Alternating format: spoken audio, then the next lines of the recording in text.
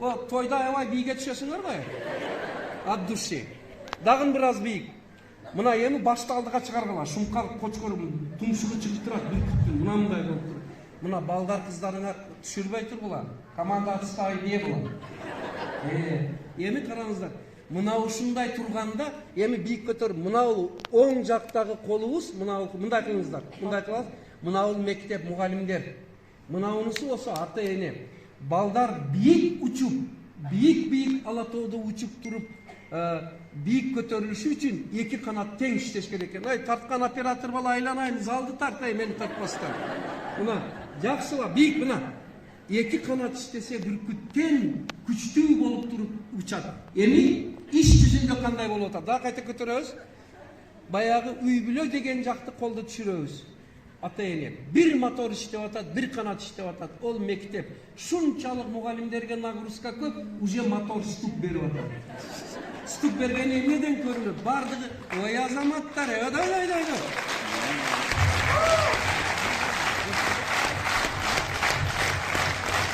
Болду, токтотуңар. Брежневский аплодисмент болуп кетпесин. Кулак салып туруп, ал иштей турган айта турган сөздөрүбүз көп. Эми жанагыдай, кара, дагы колубузду көтөрүп турабыз. Гимнастика кичине уйкуңа тарткайт.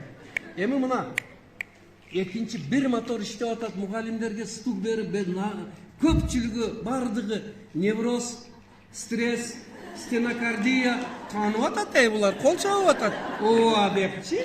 Эми экинчи кол, экинчи канат каякта деген тойдо жүрөт.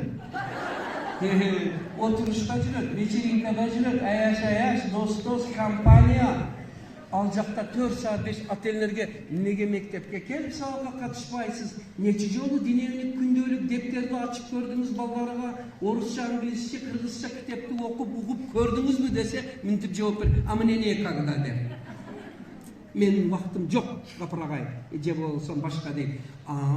Некогда тойдо 5 саат отурабыз го. Базарда өтө шашпай жүрөбүз го. Урматтуулар, растрата времени канча убактыбыз кетет. Эң биздин келечек болгон каралыгыбызды, бактылуу каралыгыбызды камсыз кыла турган балдарыбызга убактыбыз жок. Ал эми көчөгө убакыт белең эмес кеңири. Ошондой болгондугубуз үчүн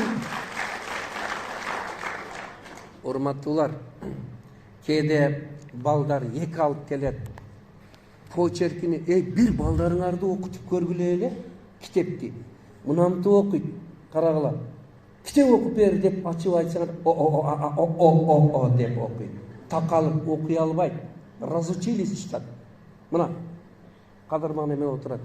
Неге дегенде китеп окубайт балдар, окубай калды. Эми мына ушундай акыбал болгондон кийин эмне кылсын мугалимдер? Бир канат менен ал жетишче иштеп атат да. Ошого бүгүнкү лекциядан кийин, энелер мектебиден кийин максат эмне? Кайрадан колду көтөрөбүз. Кайрадан балдарыңдын таалим тарбиясыга тең ата катыш деп ушундай бир катыштырсак, ошондо кыргыздын бүркүттөрү, шумкарлары бийик алатоодо учуп барып, Европа Америкадан гумпомош инвестиция алып келбестен Европа Америкага жардам берип келе турган жигиттер өсүп чыгат. Бактыбек балаңарга окшоп. Жакшы элибиз бар экен.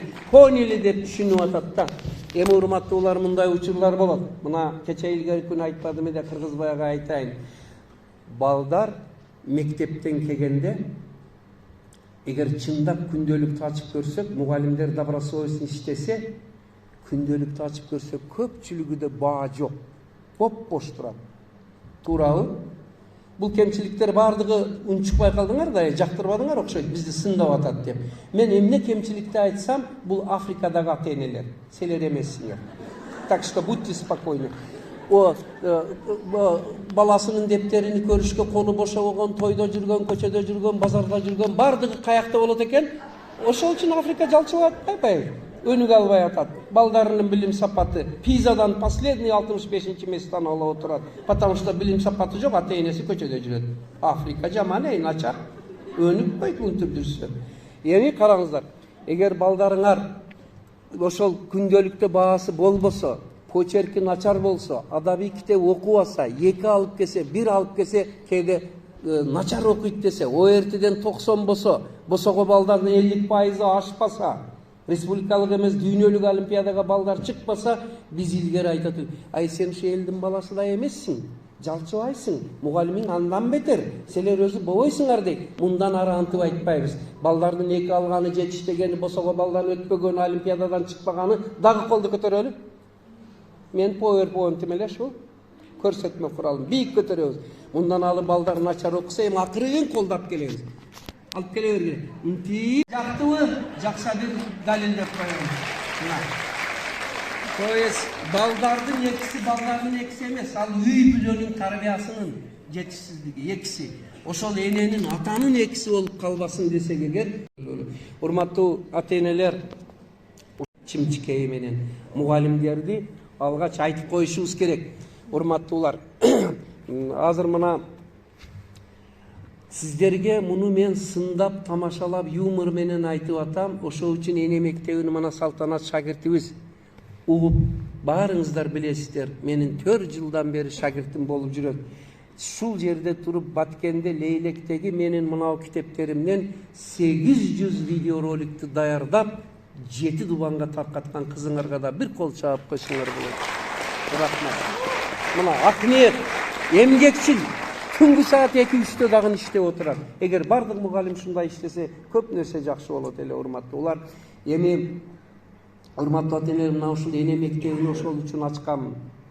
Балдардын тарбиялаштын методикасыны үргөтүш үчүн. Мына бул китеп 0 жаштан бала бойго бүткөндөн баштап 21 жашка чейинки, ал жагы бер жагы 18-17 жашка чейинки балдардын физиологиясы, гигиенасы, психологиясы, методикасы кандай кылып тарбияласа балдар күндө эркин болот. Мына ушунун бардыгы ушул китепте жазылды. Бул азыр 8-9 жолу кайра басылып жатат.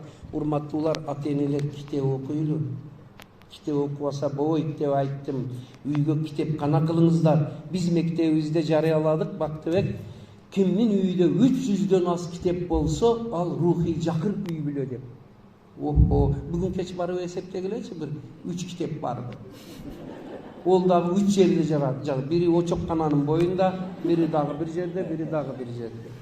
Вот такой вот. Мына ушунун айынан. Мына энди ошол үчүн урматтуулар, китеп окугула деп туруп, мен бул жерде да бир кызык иш болду, урматтуулар. Айтсам эгер китеп окугула деп туруп, мынандай адаби китепти силер окусаңар, балдарыңар анан кийин окуйт деп үйгө жөнөттүм эле. Бир эне аябай шустр эне экен, мындай айнекти карап турат экен. Баласы мектептен келатканда шарт китепти алып туруп, мынандай кылыптыр. Көрүп тургула китептин обложкасын, сыртын кандай турат. Көрүнүп атабы силерге? Баласы кириши менен, балам, китеп оку, көрдүңбү, мана мен китеп окуп атам, Капырагай айтты. Китеп окусак аң сезимибиз өсөт экен десе, баласы мындай тиктеп туруп айтатымыш. Охо, апа, Капырагай сизге китепти тескери окушту да үргөтүп койдубу деп. Потому что показуха, өзү окубайт, келгенде эле көрсөтөйүн деп. Ошол үчүн чындап окуңуздар, урматтуулар. Сиздерди ушуга чакырып кетем. Рахмат. Эми китеп окуунун кандай мааниси бар дегенде, 3 күндөн бери айтпаган, ар жолу кайталабайын деп жаңысын айтайын. Дагы бир колду алабыз. Капырагайын тапкан эле кол экен дейт. Ашказан бар экенин баарыбыз билебиз. Алып келиңиздер, ашказанга койгула колуңуздарды. Ашказанды толтурам деп 24 саат суткасыга адам тынбайт экен. Иштейт, жүгүрөт, чуркайт, бардыгы өмүр бою шуга иштейт экен. Ал эми ашказан бир бурдан ам менен толот экен. Ашказан эгер той болсо, бирок тез эле ачышып, кыйнап жүгүрөт экен. Мен мындан башка 25 жыл экспериментте дагы 2 казан таптым адамдан. Муну караңыздар, казан таптым десем, азыр баарын таң калып атасың, Капырагай башы ооруп калган жокпу деп. Ооба, казан таптым. Ал кайсы дегенде, эми мындай чыгарыңыздар колду. Бергет коюң. Рух казан. Рух казан. О, чаап койгула. Мына жарга аябай көз болот экен. Мен залды көрүп турушум керек да. Калпагым кана бир кийип көрөт. Рух казан бирок ашказандан айырмаланып, той болсо дагы унчукпайт экен. Ашказан эгер бир күн той болсо, кечкурун ачышып, уже азыр чыгып кетип каласыңар баарыңар. А рух казан аябай чыдамдуу экен, төөдө экен. Үн чыкпай 20 жыл жүрө берет экен, ач болсо дагы. Бирок бир жолу билдирет экен. Ал кайсы дегенде взрыв берет экен. Рух казан тойбосо. Рух казаны ач адам эртеге тоңмоюн, эгоист, наркоман, зөөкүр, дүйнөпарас, мансаппарас, амалпарас, кытмыр, көрө албас, ичи тар, бакыл болуп чоңоет экен. Көрдүңөрбү канчалык рух казанынын тойбогонунун зыянын? Кудай туура дегенге бир кол чап кылачы Мындан ары эгерде айланаңызда ошо ачуулуу, өтө ачуулуу, ичи тар, кытмыр, ушундай бир тоң, зөөкүр адамды көрсөңүз ойлоң, ана капырага айткан рух казаны учурунда толбой калыптыр деп. Атка калган. Рух казан какшып кетет экен дагы 20 жылда бир взрыв берет экен. Наркоман деп, ошондой бир баңгизат деп, андан бетер чатак жүрүштүр. Келиңиздер, урматтуулар, мен жөн эле юмор менен айтып атам, бир колубуз бошобой калган. Мына ушу рух казанды толтуралы. 3-чү казанга келебиз эми. Колду дагы алып келгиле. Бектур агай от души күлүп атат. Бектур агайдын күлгөнү үчүн бир кол чабып койгулачы. Жүрөгү таза айкөл адам гана мынтип күлөт. Да. Анча-мынчасы мындай кыйынсынып кытмыр болуп отурат. Муну ким билбейт экен деп. Как будто Бектур агай билгендин 10-11-inde биз билбейбиз. Ито кичпейилдик менен күлүп отурат. Каяка келдик? Акыл казанга кел. Мына уну тарт болам. Кана неме кыласың мен калпагымды тартып? Мына залды тарт. Мына акыл казан. Акыл казанынын азыгы математика, физика, химия, кроссворд, шахмат, шашки. Эң зору акылман улуу инсандар менен сухбатта болуш.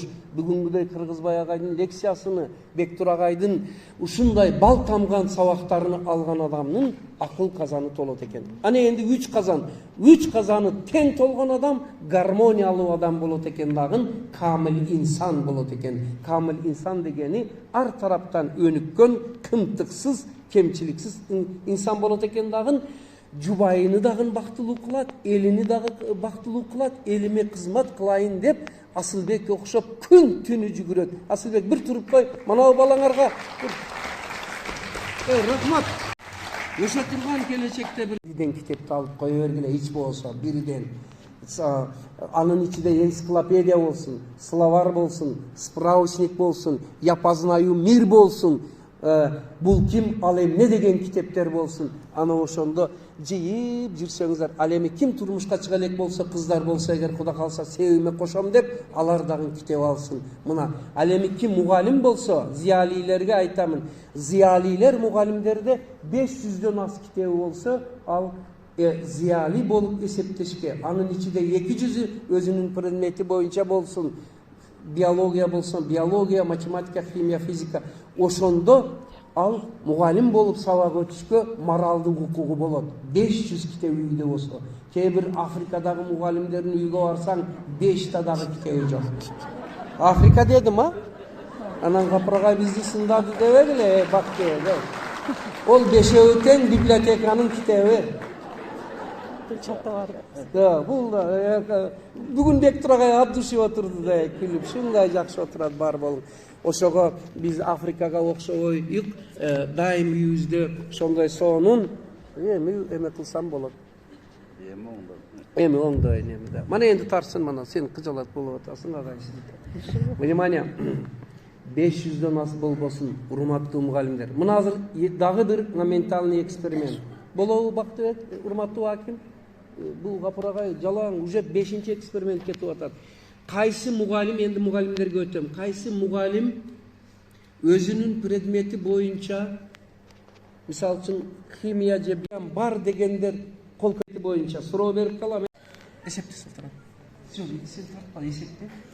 Жок, көзүм жетпей атат. Бар, о 5-6 7-8. Бул жерде справочник жок, монография жок. Откуда может быть качество знания? Эми мен мындай десем, мугалимдер, бизди сындады дейсиңер, азыр мен жакшы сөздү дагы айтам. Бул мен айткан каякта экен? Afrikanın muğalimleri ошондой, ошол үчүн жалчыбайт ай. Жыыртысы ham жалчыбайт, олимпиадасы да жалчыбайт. Эч о Кыргызстанда андай мугалим жок, таласта вообще бардыгы да миңден китеби бар. Тынбай окуйт дейли. Керегем келди. Сактайлы биз жан дүйнөсүн сактайлы. Ал эми жанагы кагаз отчет, фото отчетту сурагандар, отчет балдардын билими, ОРТси, тарбиясы, иманы ана ошол отчет керек болсо көрүп ала бер мына.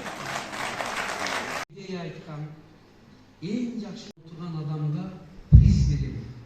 Кудай кааласа. Мына ушул эң жакшы